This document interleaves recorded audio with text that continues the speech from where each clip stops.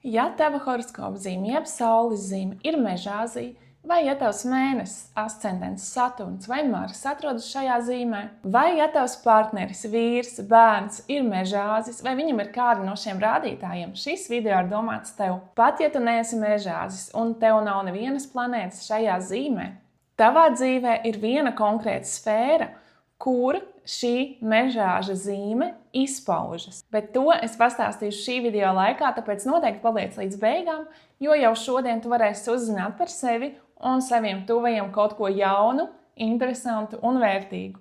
Čau, mani sauc Liena un es esmu astrologs un praktizēju astropsiholoģiju. Astropsiholoģija palīdz savienoties ar savu potenciālu, atrast savu dzīves ceļu un jēgu un parāda, kā atgriezties atpakaļ pie sevis, pie savas patiesās būtības. Tā palīdz izprast un izzināt sevi un savus tuvākos cilvēkus un uzlabot dzīves kvalitāti. Šajā video mēs kopīgi apskatīsim un dziļumā izzināsim mežāža zīmes arhetipu. Sapratīsim viņa dzīves motivācijas, kas viņam liek justies patiesi dzīvam, kā arī svarīgākos uzdevumus un izaicinājumus mežāža dzīvē. Vēlos piebilst to, ka horoskopa zīme, jeb saules zīme, ir tikai viens maziņš puzles gabaliņš visā lielajā komplicētajā astroloģijas sistēmā. Šīs puzles gabaliņš, protams, ir ļoti svarīgs, taču vēl svarīgāk ir visa kopaina, jeb visa kopā saliktā puzle, un to mēs skatāmies konsultācijās. Lai izprastu šo te kopainu, lai saliktu kopā puzli, mums ir jāzina un jāsaprot katrs puzles gabaliņš. Tāpēc, ja tu vēlies saprast un izzināt astroloģiju, tu esi īstajā vietā, jo šeit es lieku un likšu daudz dažādu interesantu un izglītojošu video par šo tēmu. Bet tagad sākam. Mežāža simbols ir kalnu kaza ar zivs asti. Tas simbolizē mežāža spēju uzkāpt visaugstākajos kalnos un pārpeldēt visplašākos ūdeņus. Tas ir mežāža iedzimtais talants sasniegt jebko, ko viņš vēlas, un gūt panākumus materiālajā pasaulē. Mežāzis piedzimst ziemā, kad ārā ir augsti un skarbi, izdzīvošanai grūti laikapstākļi. Mežāzim ir šis dabas dotais resurss, spēja izdzīvot pat visskarbākajā ziemā un visskarbākajos apstākļos. Viņš jau no dzimšanas ir apveltīts ar spēku un milzu izturību. Tur, kur citi sabrūk zem grūtībām, mežāzis iztur un turpina iet uz priekšu.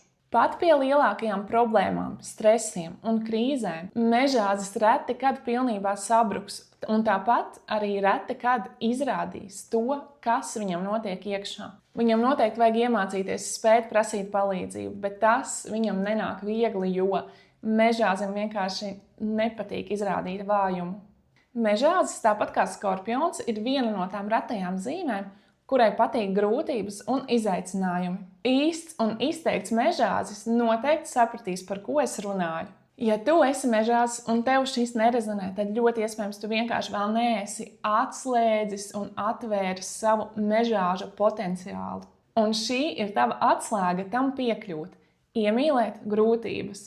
Lai mežāzis vispār kaut ko savā dzīvē vēlētos sasniegt, tam ir jābūt kā izaicinājumam, tam reāli ir jābūt kaut kam grūtam, tam ir jābūt kā augstai kalna virsotnē, kuru sasniegt lēnām un pacietīgi kāpjot augšā kalnā, pa ceļam pārvarot grūtības un apbruņojoties ar pacietību. Mežāža arhetips ir vientuļais vilks, kas simbolizē viņa vajadzību norobežoties no ikdienas trokšņa. Tā ir mežāža nepieciešamība pēc vientulības, pēc savas privātās telpas, kas viņam ir vajadzīga, lai sakārtot savas domas, ieklausītos sevī, atrastu sevī atbildes, kā arī lai atjaunotos un atgūtu spēkus. Šī vajadzība pēc laika vienatnē var izpausties arī kā pārmērīga noslēgšanās sevī un izolācija no sabiedrības. Apmēram kā Grinčs, kurš dzīvoja augstu kalnā, taču iekšēji sirdī vēlējās draugus, vēlējās būt pieņemts un mīlēts. Tāpēc mežāzim ir svarīgi atrast savus cilvēkus, lai viņš nepārvērstos par Grinču. Mežāžiem ir šī iekšējā vajadzība pēc atzinības no citiem,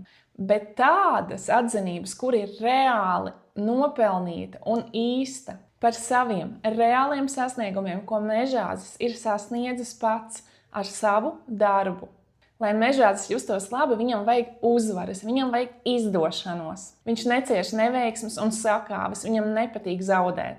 Tāpat mežāzim ir būtisks viņa status un stāvoklis sabiedrībā. Tāpēc arī laiks sev un savai personīgai attīstībai, saviem projektiem mežāzim ir tik ļoti nozīmīgs, lai viņš varētu izjust šo te nopelnīto cieņu no citiem. Ja mežāzis neizdzīvo savu potenciālu, viņš ir ļoti skarbs un paškritisks pret sevi. Tāpēc, lai mežāzis justos patiesi dzīves, viņam ir regulāri jāizjūt gandarījuma sajūta.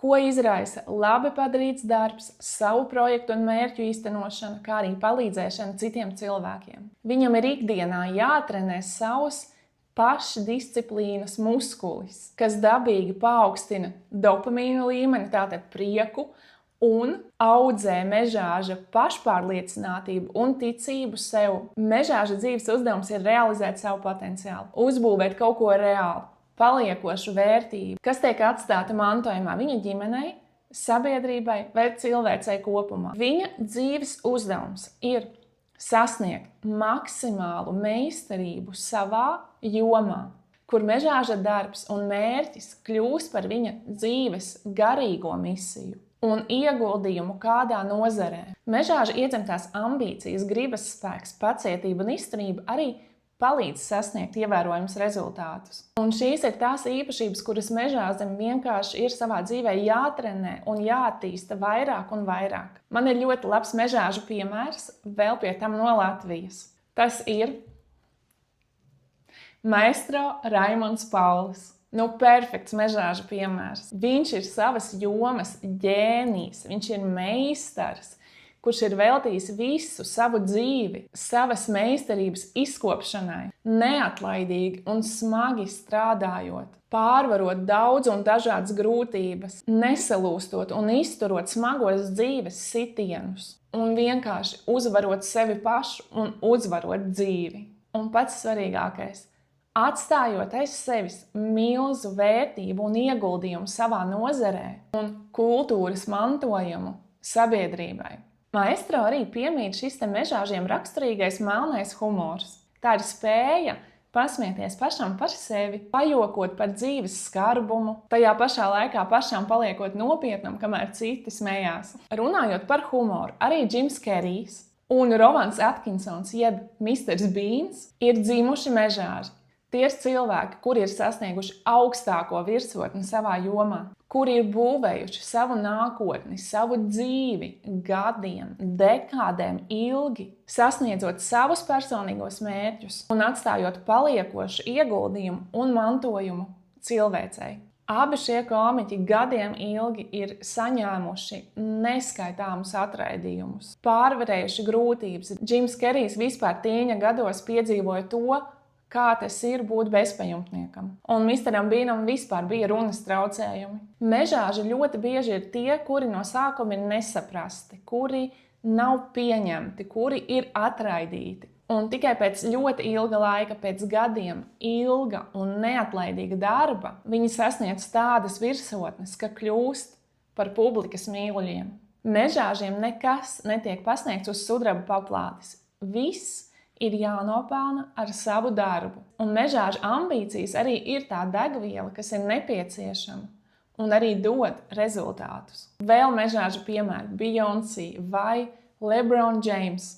Palasiet par viņiem, jūs būsiet izbrīnīti caur kādām grūtībām, caur cik daudz atraidījumiem viņi ir izgājuši cauri savas karjeras sākumā. Tie ir absolūti labākie savā jomā, jeb the GOAT, the greatest of all time. Katrs savā jomā, un viņiem nav vienkārši paveicies. Viņi visu ir sasnieguši paši ar savu neatlaidību un darbu. Cilvēki, kuri ir attīstījuši savu patieso mežāžu potenciālu, viņi ir patiesi jomas meistari. Viņi ir vecie, kā vecākais ciltī, pie kura vēršas visi pārējie pēc gudrības. Mežāži ir dzimuši līderi, kuri parāda citiem ar savu piemēru, ar savu reālu darbu, ka viss ir iespējams. Un paldies jums par to! Mežāža dzīvē viss nāk vēlāk, un nekas nenāk par velti. Visur jāiegulda savs laiks un darbs. Tie panākumi, tā atzinība, tā vara, ko mežāzis vēlas, lai justos labi par sevi, tas viss nāk vēlāk, pēc 30 gadu vecuma. Tāpēc mežāzim vajag apbruņoties ar pacietību un attīstīt savu paškontroli un pašdisciplīnu, lai pakāpeniski atslēgtu savu augstāko potenciālu. Jo nerealizēts potenciāls mežāzim pārvēršas viņa zīmes ēnas īpašībās, kuras ir izolētība, nocietināšanās, melanholija, pesimisms un depresija. Mežāzim ir raksturīgi būt skarbam pašam pret sevi, pret saviem sasniegumiem, it kā nekad nebūtu gana labi.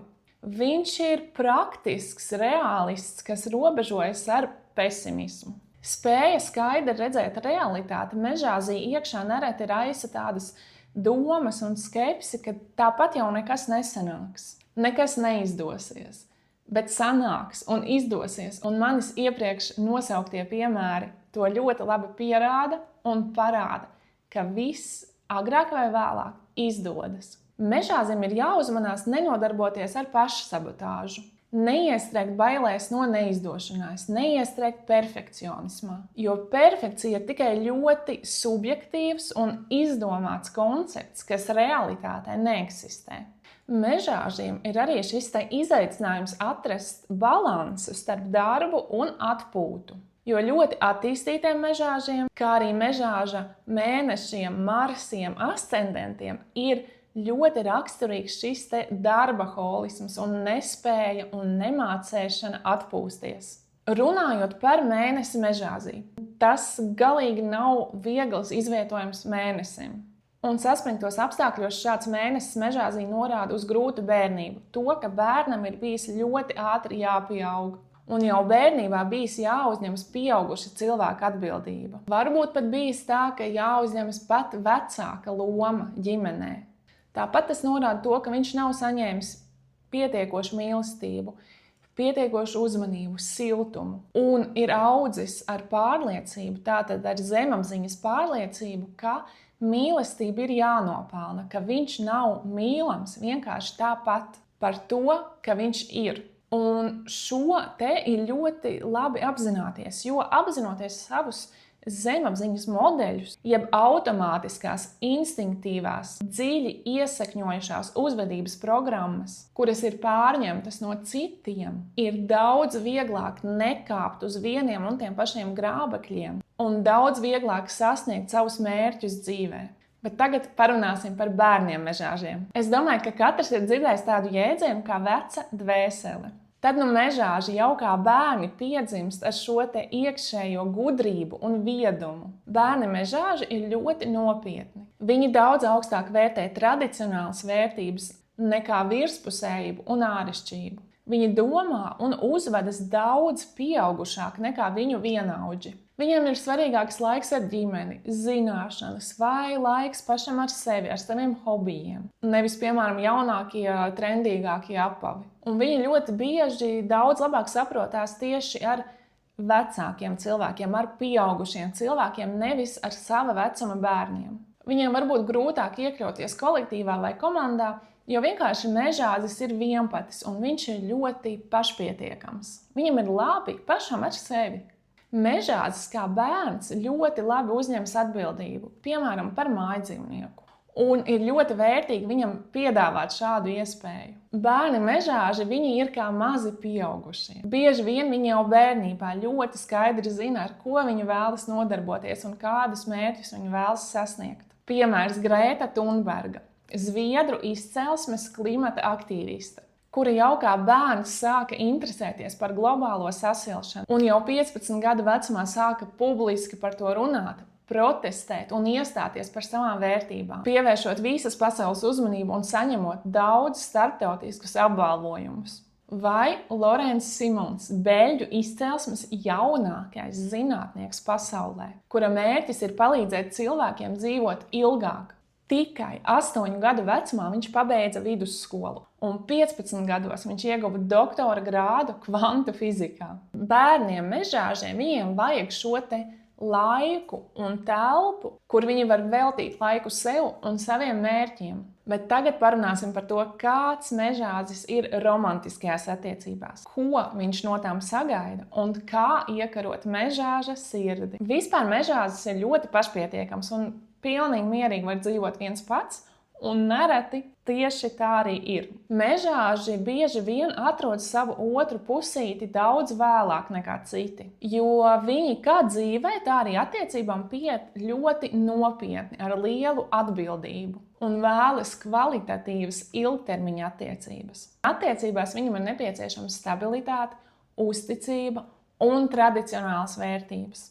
Viņam ir vajadzīgs partneris, ar kuru kopā dalīt dzīves pienākumus, ar kuru kopā uzbūvēt kaut ko reālu un paliekošu. Piemēram, māju vai pat ģimenes biznesu. Vai vienkārši strādāt un kopīgi iet uz kopējiem mērķiem. Mežāzim ir vajadzība pēc savas privātās telpas, varbūt pat pēc savas istabas, pēc sava darba kabineta, kur viņš var pabūt viens. Viņam ir vajadzīgs tāds partneris, kurš šo vajadzību sapratīs un respektēs.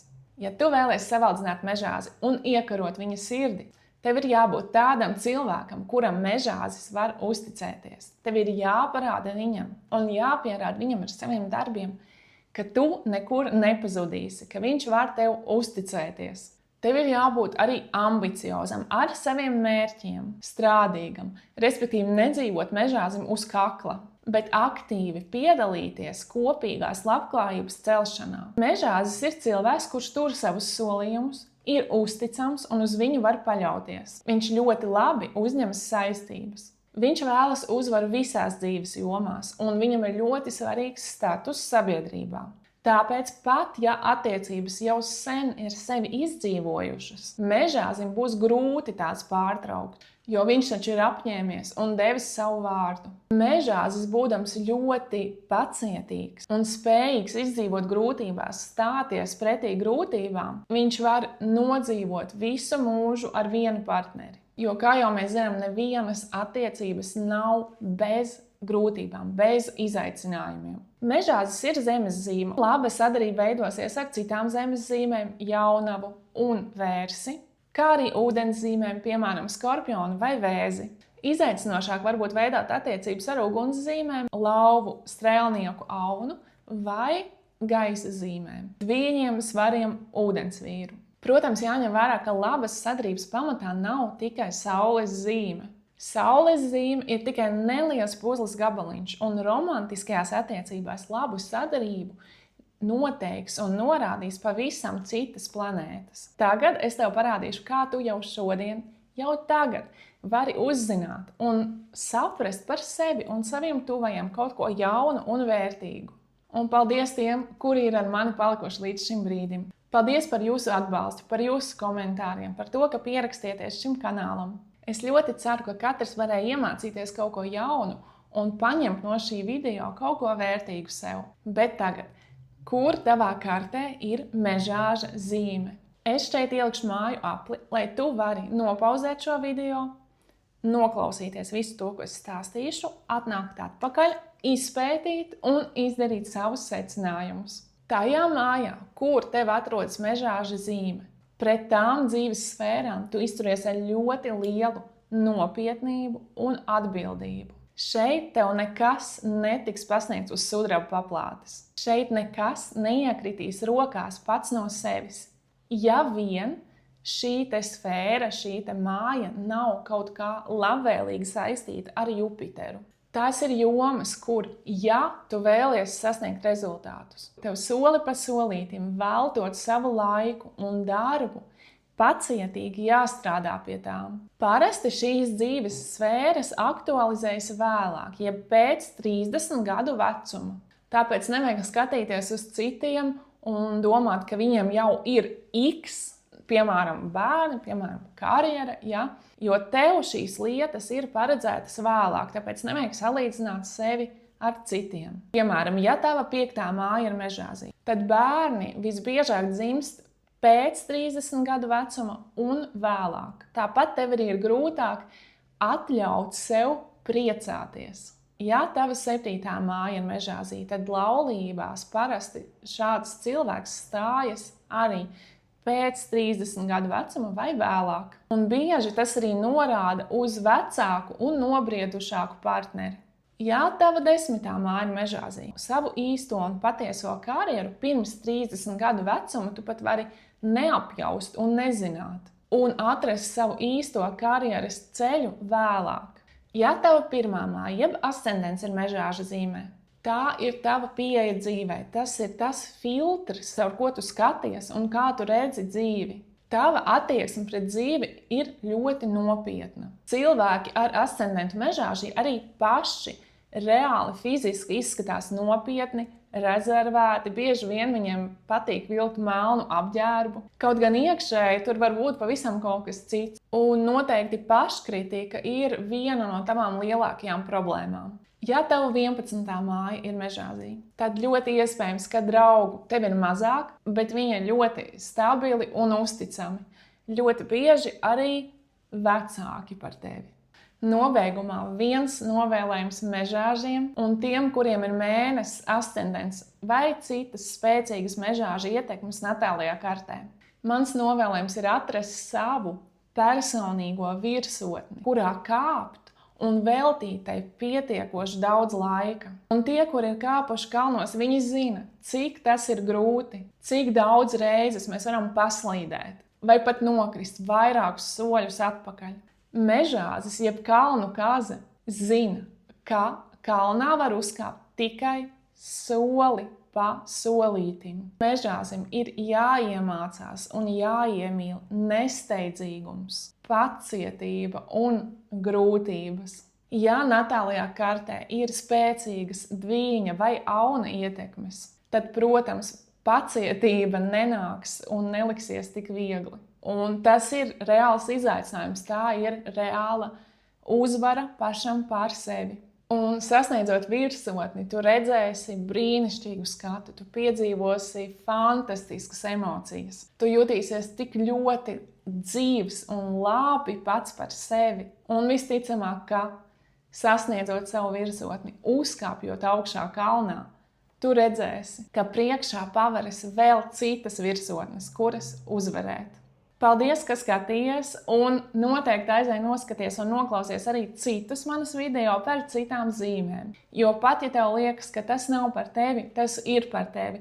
Jo mums katram natālajā kartē ir visas 12 zīmes, kuras izpaužas kādā konkrētā dzīves sfērā. Un to es rādu un stāstu pilnīgi katrā video. Bet tagad es tev teikšu atā un tiekamies jau nākošajā video un noteikti komentāros ieraksti, par kuru zīmi, par kādu tēmu tu vēlies, lai es tev pastāstu. Paldies, ka skatījies! Čau!